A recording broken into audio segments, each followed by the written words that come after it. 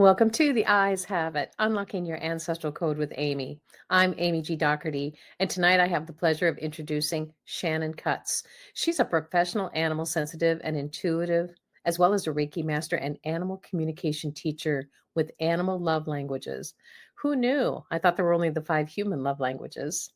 Shannon's global client base seeks her out for help with pet anxiety, highly sensitive pets, pet transition, pet reincarnation, interspecies family dynamics, and even more than that. Now, you can find more about Shannon at www.animallovelanguages.com, but right now you're about to meet her in person.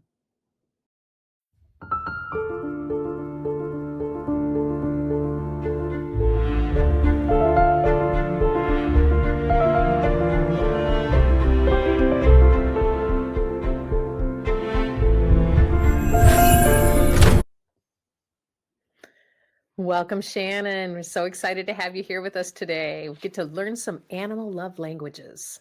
Yes, excited to be here. This should be quite the experience.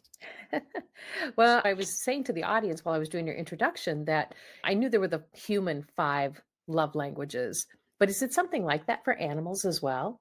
I'm still unpacking it, actually. It's a name the animals gave to me, along with everything else that I do in my business as a Mhm. communicator, an intuitive, and a teacher. But thus far, what I have come to understand is that animal love languages is the language of deep listening. It's what our companion animals, wild animals in nature, crave the most. And Mhm. ironically, what we as modern or modernized humans have the least capacity to give. So we have this $1 billion pet products industry. I don't even know how many millions we spend on Halloween costumes, et cetera, for our companion animals every year. And yet what they want the most is our attention and our listening ears. In fact, isn't that what we all crave? So that's really where my learning journey is with this name so I far. I love it, and I love that you're bringing that to the world. My little dog Millie, she has this look. Yeah, it's okay, which Mhm. one do you think it is? Is this the I wanna go out, or is this the I want a treat, or is this Mhm. the love me a Mhm. little more, or is Mhm. this which one is it? But it's that So look, and we're like, definitely saying, "Attention, yeah, it's the now, standard you." it's the standard pet parent pop quiz. Yes. Well, You never we play know. it's true, we play pop quiz here quite a bit. We're learning, but I've had 13 years to learn with her. You'd think I'd know a little more than I do. I think you've learned a lot. For some humans, it takes quite a bit longer. So, Oh, yeah. Yeah, we yeah. are a continual work in progress, We and certainly are. I certainly try to give her my attention and, Absolutely. all the adoration that I can. She's a Mhm, gem, and that she deserves. and, she deserves. Exactly. That's exactly right. Yeah. So, what initially sparked your desire to connect more deeply with your Native American ancestry? And I'm gonna bring up those beautiful eyes of yours here in just a moment, but they're gonna scream Native American ancestry. Well, it's interesting because I can trace it all the way back to when I was 2. We had a family friend, my father and mother were obsessed with bluegrass music, and so they would get together and pick and grin with friends of theirs from around the state. And we had a friend who was living outside of Austin, and he would come down to visit and pick and grin with mom and dad. And one day he asked me what my favorite color was, and I said, blue. And he said, oh, that's a Native American magic color. Wow. And that's right, my love. Yeah. And I became fascinated with both aspects of his response. My favorite color has always been blue. And I became aware of the concept of heritage in that moment. And Mm. then as I grew a little bit older, my dad and I joined the Brownies, which is the precursor to the Girl Scouts. Right? And I was involved in music at that point. I was playing piano and singing and playing in the band. And Mhm.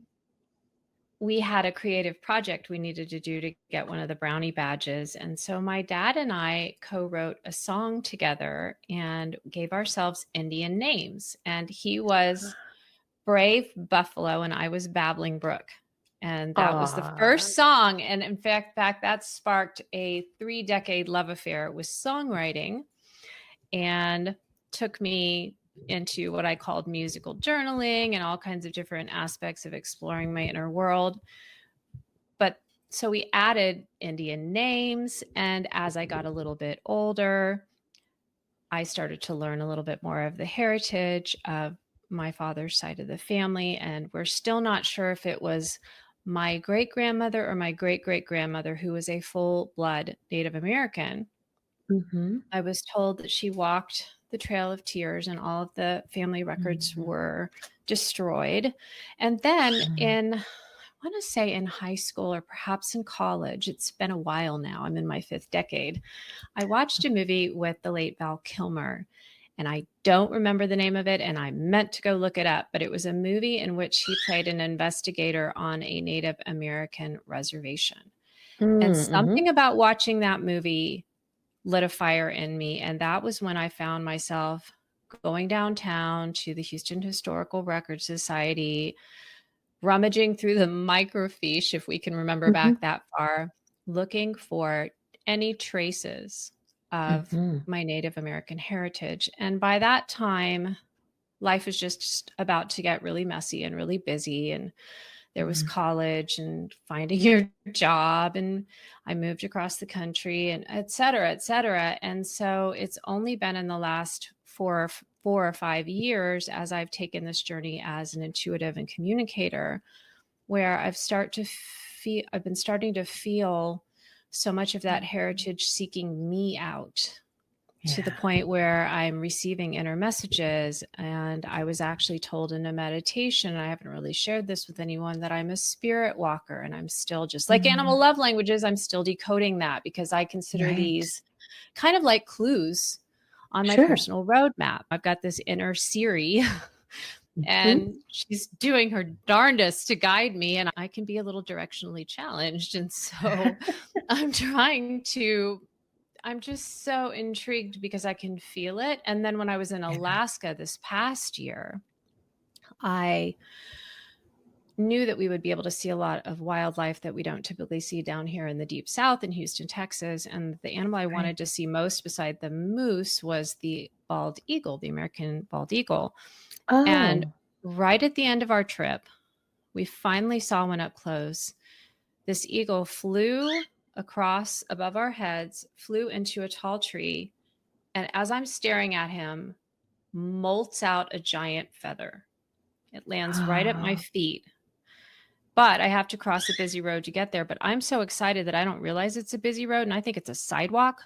So I run headlong, and I stop in the middle of the street staring at this eagle as he's molting out this feather, and almost get killed. And my Right. friends are they're, Shannon, get out of the street. I'm like, what street? This is a Yes. sidewalk. And I run over and pick up the feather. And it was so interesting because we don't know my lineage. We don't have the ability to register. And so Right. my friend said, it sure does seem like this eagle really wanted you to have it. So I took a picture of myself with the Oh, feather. And it's one of the most treasured memories that I have of being in Alaska, is yeah. holding this feather. And I look at that picture a lot. Wow. And I think that's Wow. powerful medicine, but it's a kind of a case of feeling like there's a piece of you missing, Right. Right. or not missing, but just hidden. Hidden. Maybe we'll Yeah. just say it's hidden. It's just tucked away Yeah, somewhere. it's It's tucked away true. somewhere. It's tucked away. Yeah. Well, let's bring up those beautiful peeps of yours and we'll take a look at those and see some of that wonderful Native American backdrop that you came in with. So you do come with a little bit of a blueprint. So one of the first things we see with these beautiful eyes of yours is that Native American backdrop. We can see what's called the tribal texture, and that's that very velvety, almost like crushed velvet texture to your eyes. And we call this the tribal texture because what it tells us about you is that you come from people who were excellent at nonverbal communication. And when I say nonverbal communication, that can be communication with animals and plants, but it can also be synchronized movement. So when you Mm. think of the tribes packing up to go to the summer grounds or going to the northern lands, right? Where they would just all move as one. And maybe the chief and the hunting party haven't even come back to camp, but everybody in the camp suddenly just knows it's time to start packing. You know what I mean? It's just this kind of a pulse, right? Like a pulse under the planet. And that's probably part of what you feel is you feel that pulse and it's so much bigger than yourself, but you're like, what is it? I feel it, but I can't quite get my arms around it. Like I don't want a burning bush. I want words. I want a billboard, right? I want a I want a little Yeah. trailer movie, Yeah. please. Can I have a Yeah. exact video that I can watch that'll tell me Yeah. about this? So what's interesting is you do have this two tone. The inner part of your eye, this is called sectoral heterochromia. So it is two different colored eyes, but it's in a section, or you could actually call it central heterochromia, meaning the center is a different color from the outer. This is that deep processing that you do. When you take information in, whether you're working with an animal or a client or watching a movie, there's like this peripheral pickup, like you're sort of sweeping intuitively picking up information. But some of it you draw inside yourself and you process it within yourself here very deeply. And that may include you getting messages or other information beyond what you can explain or have a reason for knowing. But it's as if the information is downloaded to you, as if someone's put in their thumb drive, and all of a sudden, that's this deep processing that you're getting here in this what's called amber eye color. Now, does that seem familiar? Oh, sure. Sure. It describes my life. And it was there when you were an infant. It was there when you first came into our world. It's one of those beautiful aspects of you. And yet you still have this sweeping of the room, checking the information, as well as what look like little scratch lines. These are the rings of achievement. This is that part of you that has that drive. I've got to, I need to, I'm supposed to do this, I ought to do that. This part that jumps from one thing to another. Yes? Yes.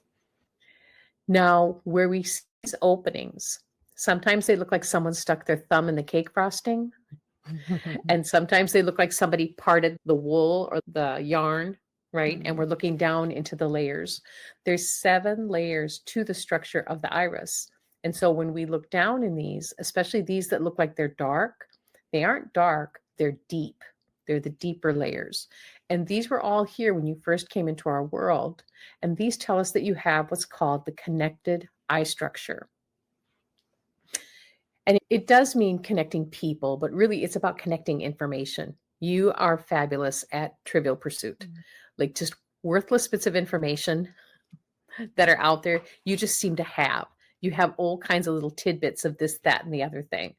And so great at diagnostics. What caused the accident? What caused the breakdown?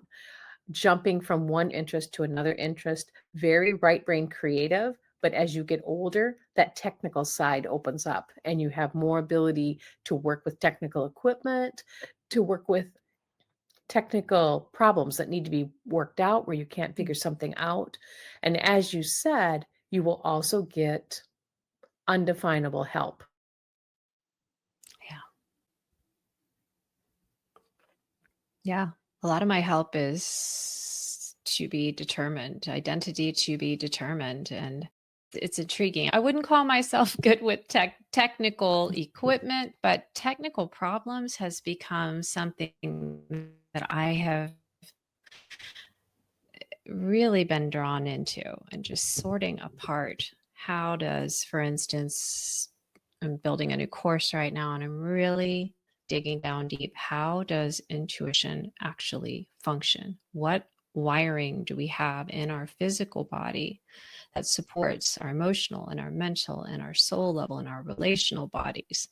How do all the pieces fit together for us to converse across species boundaries, and being able to sort that through and then bring it back out into a cohesive format where I can easily share it with students and answering so Wow. many questions. I feel like we're given these organisms, like this really cool, like the equivalent of a Porsche, probably. I don't know. Mine's maybe more like a Ford at this stage of my life, but we're given this awesome piece of equipment that has, like the eyes, is multi-level and Mhm. multifaceted, and almost no information about Right. what it can do, how all the pieces fit together, how to maintain it, and what it's really supposed to be used for.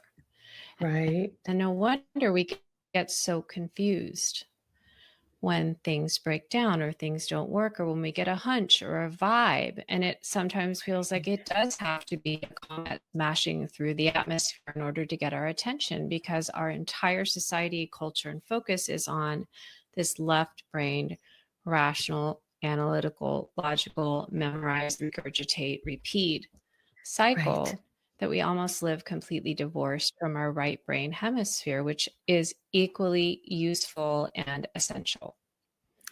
Absolutely. Absolutely. And even you look to people in science like Einstein, and they'll tell you that creativity was the source of so much of their technical discoveries and technical realizations Mhm. started first by creating and imagining in the mind before actually producing kind of thing. And it's true, it's such a vital part. And we know so little, right? We know Yeah, the eyes work. We know there's layers to them, but there's so much to be uncovered, especially these ancestral aspects that are, a big exactly. such a big part of my work. And you have some really interesting markings. So your left eye shows your right brain function, your right brain hemisphere. And what's interesting is, of course, you have this wonderful kind of clustering up here. And this is in the area of what we call clever rebellion. Interesting. That is intriguing. So this tells us that your ancestors, they knew how to do the workaround. They knew how to slip out the back Mm. door when necessary and gift for it, but there's also a lot of experience of trauma where they were driven to have to do this clever rebellion, this being a little bit cagier. By the way, you did a great job on these photos. Thank you. Like I said, like I told you when we were chatting, I almost gave up. I was like, I don't know if I can do it. I was looking at the beautiful template photos that you had on the website, and then I would look at mine and be like, no. It took me over an hour to figure I'm out, with a sure series of blankets and side lights, and the closet was involved. that's I Yeah, it love was it. funny. A little It was perfectionism awesome. moment going on. The beauty of it Just a little is bit, just a little bit. the beauty of it is you have all of these images in here. And so let me bring down here, like a little girl, could be 3 or 4.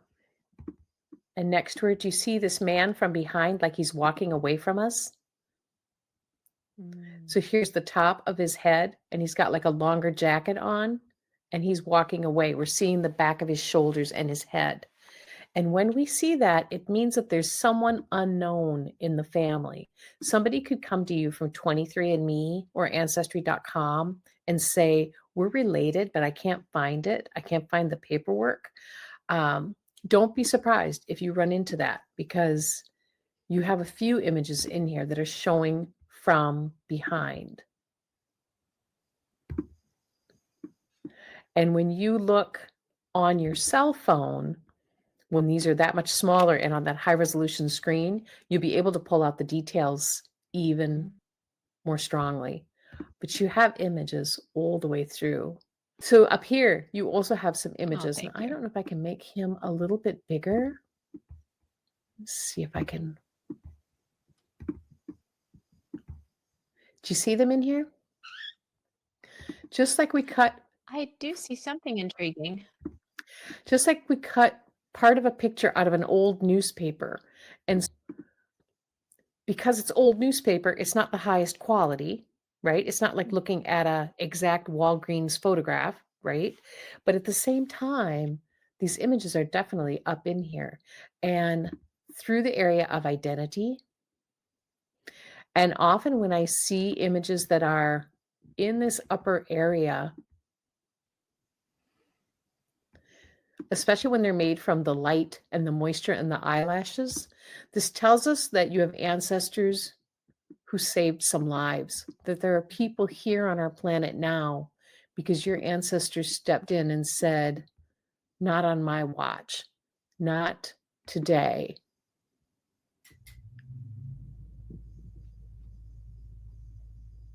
Really lovely ancestral images throughout here, and especially in willpower and clever rebellion.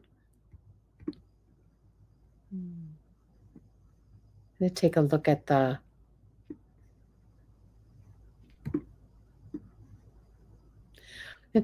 your right eye as well, and let's see what we've got over there. So it's interesting because the right eye is more associated with the left brain. This is where we find things like identity, ownership, masculine relationships, but also things like competitiveness and wills, trusts, estates, inheritance, all those kinds of things, legal kinds of things. So when we're looking here at your great gift for expression and interpretation and translation, this is all a vocational aspect of you, that you have these great abilities to turn things from one language to another. Now, that can be music, it can be animal communication, it can be computer programming, right? It's anywhere that you're taking things from one means of communication to another. So you're absolutely in a perfect career for yourself for what you were born to do. And if we come here, where we see this darker spot here, and there's one out here. These are what's called an ancestral postage stamp. This is where there's an old pattern of your ancestors that's nearly healed so long as it doesn't get re-engaged during your lifetime. This is regarding communication and likely not being able to communicate, not being able to speak out, having to work with a silent language, right? Because it was threatening, because to do so out loud could bring great harm to themselves or even the people around them. Would that make some sense? Sure, it does. This is a little bit more of a challenge with a patriarch figure. Now, in our time, the patriarch is typically dad, but in our ancestors' time, it could have been the head of a boarding school, the head of a military, the sheriff of Nottingham, right? It could have been anyone, right? That person with the power over just because they get the power over. Now, interesting enough, this over here, this rounded opening, this is that beautiful spiritual communication that you have. But it also shows where your ancestors had a bit of challenge with the church or the cultural ideals of the times. This is where someone gets in your ancestor's face and says, you pagan, you snake oil salesman, right? Where somebody's in their face, but yet you have this great opening here, which shows your great gift for working through spirituality and communication, despite where there may be some criticism. Now, have you run into that in your career? People who just don't understand what you do for a living? Throughout, even in a previous career, when I actually carved a new pathway out in the field of eating disorders and mental health for women, and founded an international online charity to provide mentors. And some of the bullying and the harassment and the threats that I received, I feel like it hasn't been as prevalent in the field of animal communication for two reasons. One, I'm older now. I've been through the fire and I understand how to create an energetic vibration, if you will, or frequency that's just a real mismatch for those types of folks. And so I feel like I'm doing a lot better at maybe just not even drawing them into my world in the first place. Right. I'm also working in a different type of field. Eating disorders it's a killer. It's a killer. I have had people who have said to me, your charity saved my life. I had nothing and no one. Wow. And the other reason is simply because our world is beginning to open up. And so entering into this new phase of my life and into this newfound work as an animal sensitive and intuitive, which actually began when I founded the charity, because I started a little online group having our recipients describe their pets. And I noticed the energy was the frequency was a lot lighter and a lot more joyful. And that's actually what ended up sparking the work that I do today, because so animals naturally help us raise our vibration. And so while it can be difficult, demanding, very bittersweet, there's a lot of heartbreak, of course, especially as our animals transition or when they're going through real challenges. But overall, I feel like the culture and the landscape has shifted, where some of the kinds of things that I used to do in my 20s, like sneaking out of the house to go to OA meetings, skulking around the library in the new age section with little air quotes, and trying not to let any of the neighbors who wander in see me. I mean, we don't typically have to worry about that. Maybe still in smaller towns or more provincial areas, but certainly not in a city of millions like Houston, Texas. No, so there have been some really positive shifts, but yes, it's always, I'm attracted to the fringes. Let's just put it that way. It's quite fascinating. Wow. Now, in your work with pets and their people, how much of a role does eye gazing play when the two souls are recognizing each other? So there's two levels to that. First is the level between the animal and their human. And it really depends here, because there are some animal species for whom eye gazing feels very threatening. And it, in their culture, in their heritage, in their biology, when you gaze into one another's eyes, you're sizing one another up. And it could be over territory, it could be over mating, it could be over resources. We don't know, but there needs to be a real sensitivity to that. I've had pet parent clients that I've worked with, and they said, I never gaze into my animal's eyes. I've never really done that. There's also just an anatomical issue where if you're dealing with an animal whose eyes are on either side of their head, well, our eyes are forward facing. Or perhaps if you're an exotic enthusiast and your animals, you don't even know where their eyes are. Their eyes aren't their dominant source. It's like, where are the eyes on a tarantula? You just have to get creative about bonding at that point. But eye gazing can be very important for some species, especially when we're looking at the soulmate or the twin flame soul agreement or soul contract, because this can spark the recognition. So that's one level. The other level is the work that I do as an animal intuitive. And typically, commonly, it's taught using a photo with the eyes clear, ideally a recent photo. And the eye gazing is an aspect of tuning your old school radio dial to their energetic signature, to their frequency. I've had pet parents ask me, well, how do you know that you've tuned in with the right animal? I've got several animals. How do you know which one you're talking to? I've got several animals in spirit. How do you know which one you're talking to? And I say, it's the same way I know when I pick up my smartphone and I dial a number, there's an intention and an expectation that follows from a long time of building trust, and that those neurons firing and wiring together. I know if I pick up the phone and I dial the number, it's going to go through. That wasn't always the case with early telephones. We had party lines. We didn't always know who we were going to get. So we've come a long way, but the eyes are definitely, especially for our species, if other animals may not value that so much, they may place more weight on sensory experiences like smell or taste or touch. Or audio vibration. But for our species, eye gazing is incredibly important. I'm going to put that vote in for my dog too.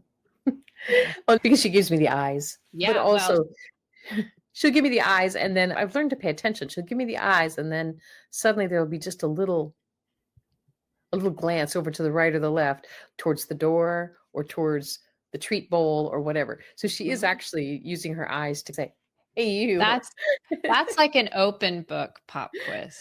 It is. It is. That one's like, It's an if you open can't figure this one and out, you're and not paying here's attention. something exactly. Here's something super intriguing about canine eyes, particularly because I think pretty much everyone knows at this point that our modern dog, Canis lupus familiaris, descended from an ancient gray wolf, Canis lupus.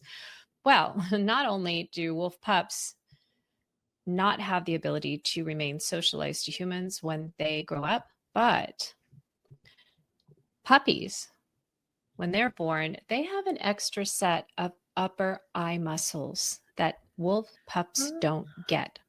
They have literally evolved in their ability to communicate with us. You can look up the study that discovered this, and this extra set of eye muscles enables them to make what we lovingly call puppy dog eyes.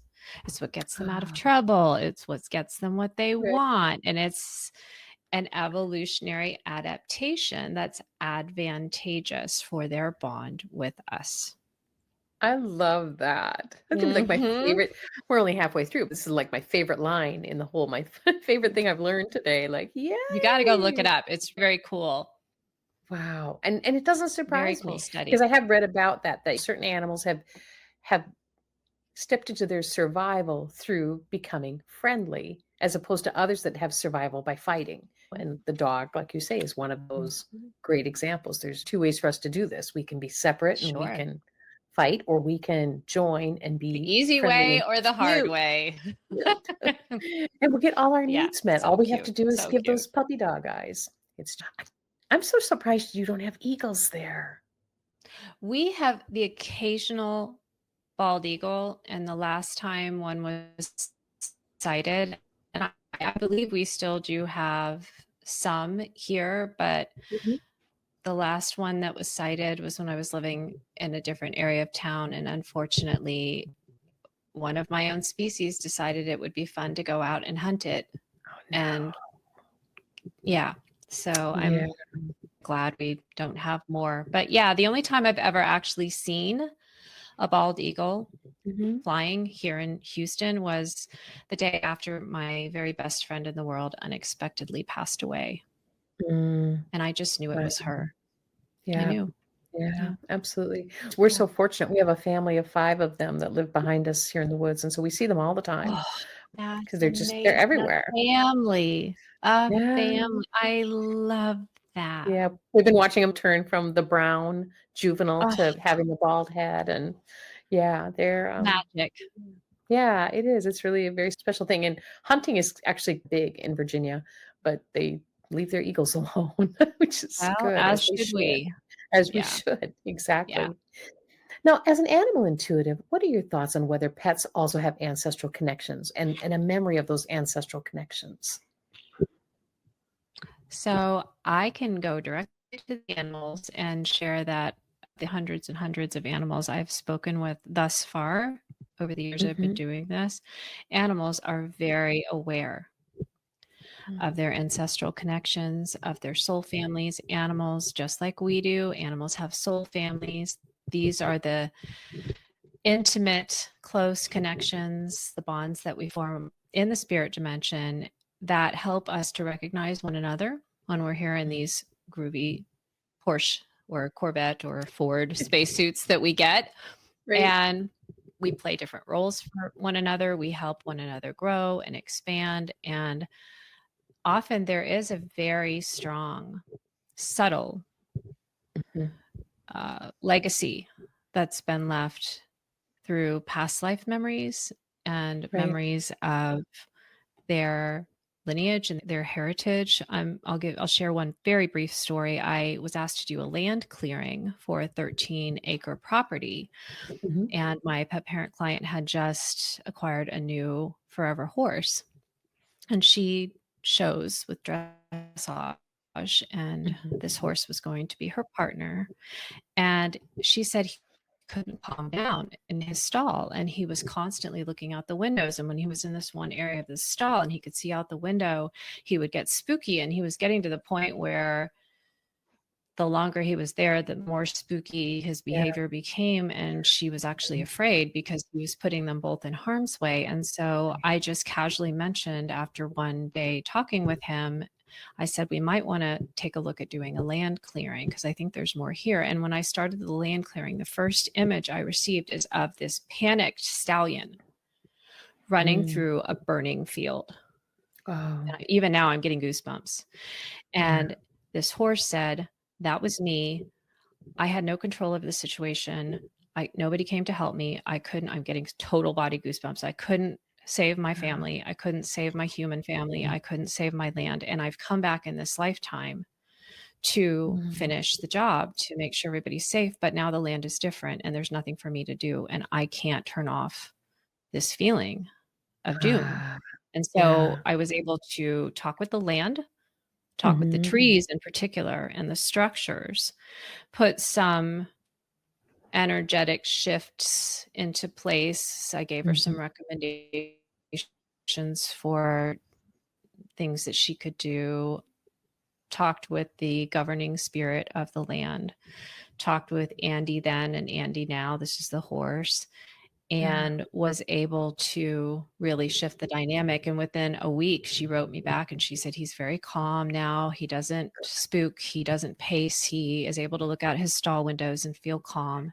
So there's a very strong remembrance. What blocks that is we humans decide that we believe that's either not possible or that Right. animals live so much in the present moment that they literally don't have the ability or can't easily access those kinds of lineage memories. And Right. so we, in our belief, we never go to the animals, we never ask, we don't want to have these experiences because I had to go through the whole thing with this horse. I had to Right. experience it with him in order to help Yeah. him evolve past this trauma Sure. memory in his past and help him recover from that. We did some energy work. And so when we don't want, we're not willing to stretch a belief into an inner knowing, Right. Yeah. then we limit the depth that we can have, the depth of the bond and the understanding we can have with our animals. We also limit the depth of our understanding of ourselves, and we Yeah. keep ourselves isolated. We persist in feeling we're really not a part of. And that's why this planet is suffering, is because we don't have the tools, as we started out this discussion talking about, and we don't have the community Yeah. and the insights. Yep. So many of us look for permission, and it's like that's different. Permission is different than an inner knowing. Yes. Yes. And once we've had an experience of something, it really doesn't, at least in my experience, once we've had a direct experience of something, we've had a direct conversation with somebody, Yeah. it's okay if nobody else believes that. Yeah, We're all right? right It's true. with that. Yep. It's like, to a degree, obviously, I would love for everyone to suddenly wake up, but it's like, I'm not going to impose on someone who's not ready necessarily Right. because I'm no longer threatened that I might not be right. Yeah. If that makes Yeah. sense. It doesn't concern you, as you Yeah. said. It's not a Yeah. factor. It's I've had my experience. They've had their experience. Exactly. Well, I love your take on the epigenetics and the past life, the reincarnation experiences that you find in animals. Your story with the horse is a perfect example. Yeah. But it's somewhat true for us, as you say, it's true for us as humans as well, that we don't realize how much epigenetics play into our existence. And so when we come to the eyes and we see that your ancestors had some trauma with martyrism, with saying, Yeah. I'll do it, I'll go, I'll take care of it. And then that there was actually a true trauma involved in that, or a true trauma in not being heard and not being listened to. So in our time, typically when someone's not listening to us, there's an anger, there's a, you're not listening to me, we're mad. But really, this isn't typically a life and death situation. It isn't typically that not being heard means that your life and the life of your family members is altered forever, right? And so Right. We're lucky to be born with these imprints that tell us where there have been past traumas in the ancestral line. So we understand that when it comes up, it's going to hit our triggers even more than the next person, right? You put a different horse into that stall, they'll pick up the energy of the stall and the energy of the forest or the trees or what they're seeing, but it's not the same as the visceral experience for one that reincarnates into that DNA line and also is born with that soul memory, spirit memory, physical memory, cellular memory, all of it wrapped in there together. I just find that to be such a fascinating aspect. Your ancestors also had a little bit of trouble with what we call identity inheritance. And identity inheritance is, well, it can be being cut out of the will, right? It can be being the illegitimate child of the chief. Mm, And so now you're not recognized as anything because you're the illegitimate child. But it can also be yeah. the one who's born without the family gift, right? Everyone in the family can play music and you're Mm. tone deaf.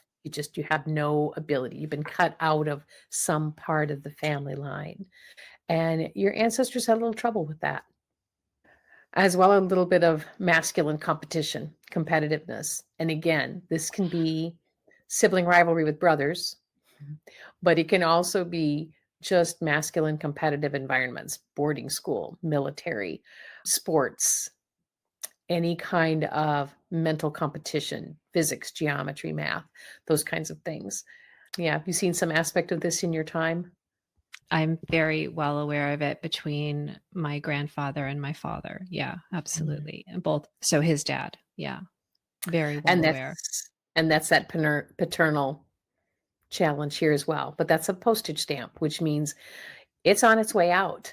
It's on its way out. That kind of situation doesn't need to continue forward into future generations. Doesn't need to be a concern or a fear. Do you think your dad didn't feel protected or safe with his father? Oh, I know that he didn't. And that's I the there screws. and I have a nice big thick file of data to prove it. So Yeah. yeah, a lot of Yeah. challenge in, and I not knowing where my grandfather really came from. We, of course, we have our Right. theories. We have an Right. aunt who's efforted her very best to do a paternal aunt who tried to do genealogical research and Mhm. led her all over the place. So there can be that kind of ancestral break as well, that you literally, you don't know why you were given up. I've Right. had friends who had that. Not everybody who is adopted ends up with that kind of trauma, but I know that my Right. grandfather had it because of a variety of different circumstances and the time period in which he lived, and probably the ostracism of his mom, because he Sure. was born out of wedlock. And so it wasn't just being cut out of a gift, it was being cut out of a family. Right. Yeah. So Really complicated situation. And really tough. one where you learn the workaround, that clever Yeah. rebellion. You learn to Yeah. sneak out the back door. You Yeah. learn to not tell people while you're pursuing a new career or about to move out or whatever. Things are just, there's some shape shifting involved. My dad was a master, and he always did it with 100%, 150% integrity. I love that. And I love that you've had that relationship with him. That is so healing for so many Yeah. generations. Well, speaking of incredible relationships, let's take a Yeah. peek at Flash. Oh, yes. Surprise! There we go. Here's There Flash. we go. I think those eye pictures are better than mine. Well, They're they're so very good. fun. They are so good. They're very fun. So good. And see, he's also got a little postage stamp right there. Right there. Yeah. It's got a little colored variation. So I'm going to say I have not taken up pet eye reading. So we're just going to see what the energy tells us. If I were looking at this spot in a human eye, this would be that masculine competitiveness, sibling rivalry between brothers. And brothers can be brothers in breed. Never said Yeah. that before, but brothers in breed, where there's one breed that's competitive with another breed. We're all dogs, but we're different kinds of dogs, kind of thing. Now, is he good at the dog park? And does he love other dogs, or maybe a He's little good competitive? in the sense that he he's grown up to be mildly interested in other dogs. He likes people, but his earliest memory of life in this incarnation was of being cut out of the family and not being given an equal share of everything that was needed. I've done a lot of work with him. Out of all the animals in my interspecies family, he's the one that I've felt needed the most healing work and healing attention. And he's taught me a lot too about the question you asked earlier about the ancestral memories and the lineage. What's Mhm. so interesting about looking at non-human animal eyes, especially companion animal eyes, is we also have to look, and especially for canines, we have to look at how we human animals have tinkered with their DNA. Flash Right? Gordon, you can't tell from this photo. Maybe you can if you're very breed savvy, but he is a purebred standard wire-haired dachshund from a championship line. There is one former president who owns a standard wire-haired dachshund from his family tree from the same breeder that my parents got him from. And they are the standard wire-haired is the original dachshund. They're the working breed line. They are bred to hunt entirely independent from humans. They're the Mhm. ones that go into the badger hole and will fight to the death. Yeah. So everything about them has been tinkered with Yeah. for use as a human tool. And that competitiveness and that drive and that prey drive and that resource guarding are some things that we've really had to deal with him, including his birth trauma and his past life trauma that Mm. we've had to work with. And has he had some trauma about being trapped where he would have needed to escape that you know of? I don't know of any, but he came to us so crate averse that we've never been able to crate him.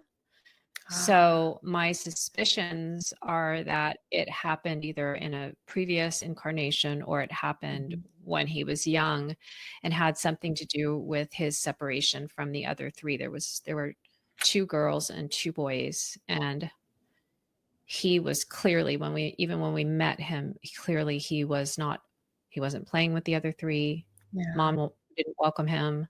He was being ostracized. So, Right. and he was Well, we've had to do he's 9 now, and it has been a journey. oh my goodness. I kind of inherited him. I've always been anti. I inherited him when I moved in here after my dad passed, and then mom had a freak accident and has needed help. So I ended up moving to be with her and inherited a dachshund, and it's been such a journey for us. It's interesting having an animal communicator in the house full time. Right. Yeah, right? There's that. Yeah, Well, if you get a chance to ask sometime, it would there's appear that. there's a little marking in escape. Let me up, let me go, let me out, where there's been some situation of feeling Yeah. trapped. Uh, then I know where that is because he got stuck in the birth canal. Oh, I know that for a fact. okay. So, because not only, yeah, because we've done emotion code, we've done body code, we've done Reiki, we've done EFT, we've done energy clearing, chakra balancing, you name it. And one of the things that popped out is that he got trapped in the birth canal. Oh, So, yeah. yeah, sure Frightening, thing. Sure thing. frightening. And feeling unheard, Sure. feeling Absolutely. misunderstood, feeling unheard right over here, Yeah, feeling a bit of misunderstanding. absolutely.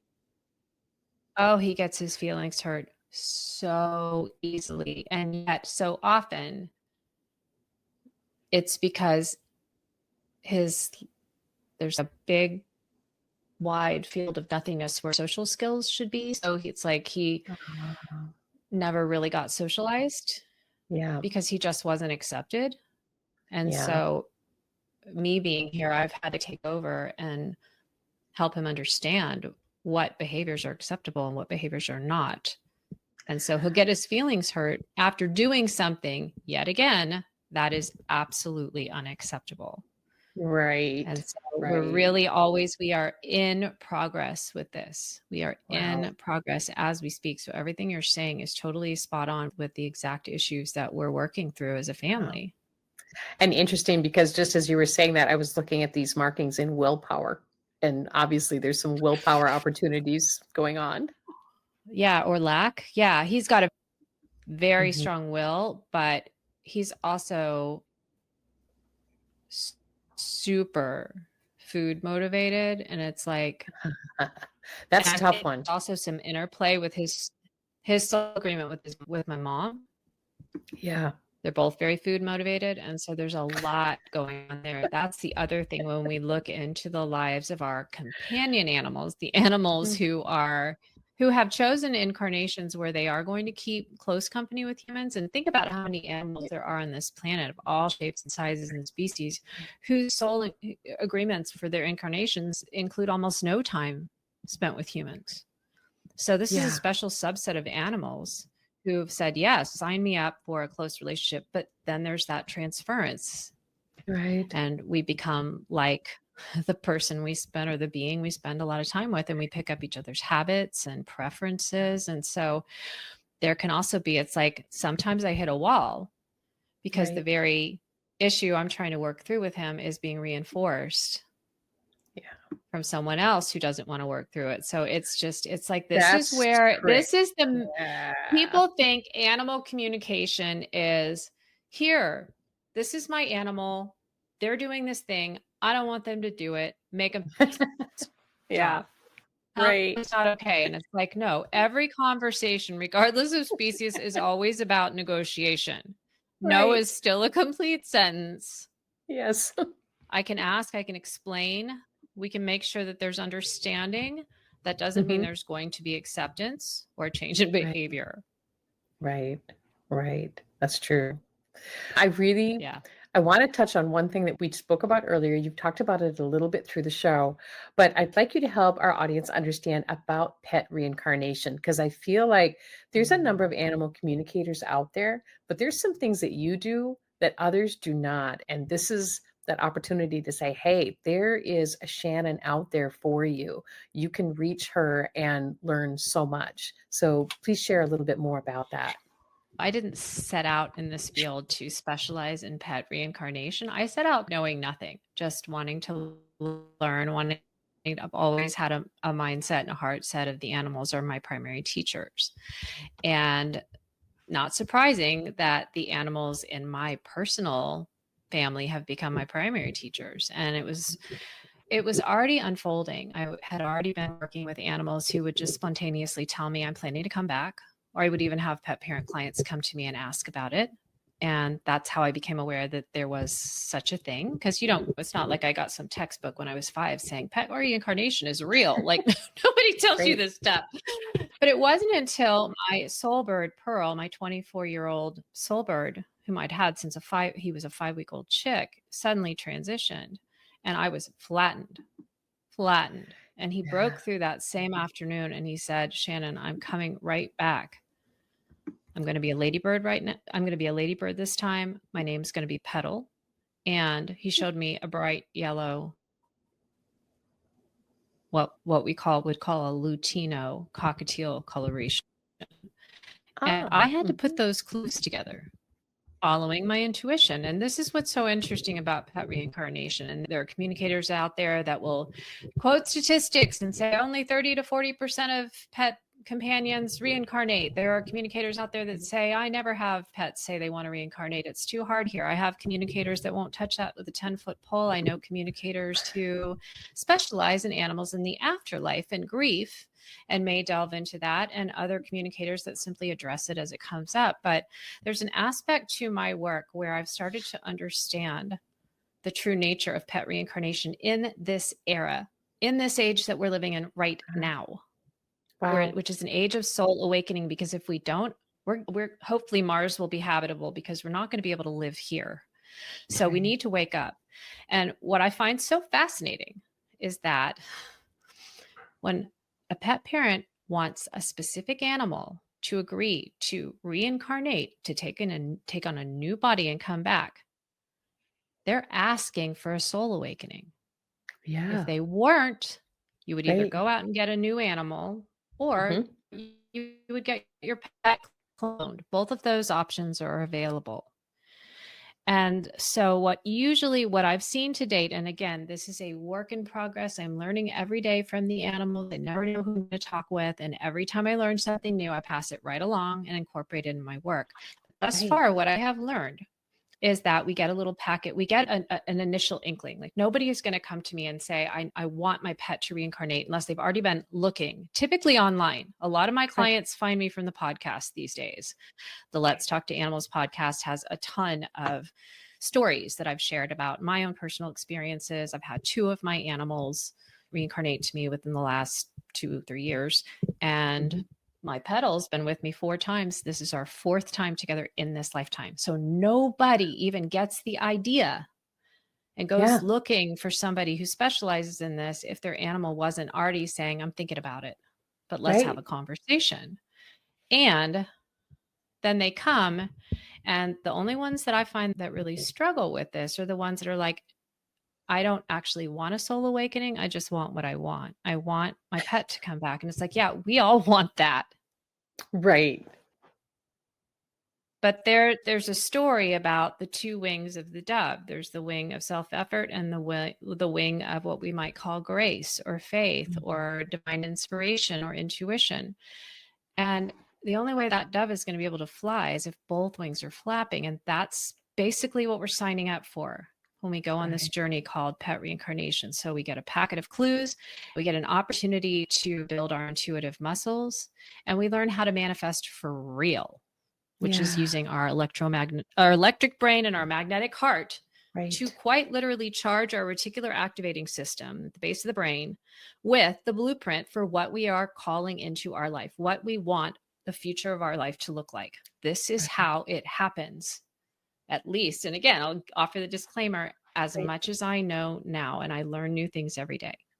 It's so true. It's so true. And that's eugenics. Eugenics is the ongoing study of how Mhm. the genetics show up in the iris and how they interact with the iris, what we're looking at. And so Mm. it'll be a study long beyond my time. I And don't I doubt it. It's fascinating and very it's accurate. So it's so intriguing to me. right. That's the part that makes it intriguing. But then that's the part that makes it more driven because you're like, Yeah. wait a minute, if Yeah. there's a gift for writing at 6 o'clock, then all the gifts are in there. So we got to keep looking. We got to keep learning. Mhm. Mhm. Shannon, So it's been intriguing. a pleasure to have you with us today. And Flash's eyes, please thank Flash for us for sharing his eyes. I will, of course. I'll give him a treat. That's all the thanks that he requires. I'll give him something to And a eat little attention. And a and a little pat attention. and a Yes, little pat, a little attention while he eats it. Yes, absolutely. Absolutely. that's it. Well, thank you so much. And thank you everyone for watching today. It's been a joy. I appreciate your time and your talents and your gifts and your heart for the work that we're doing. It's really been a joy and an honor, and I appreciate it. Thank you.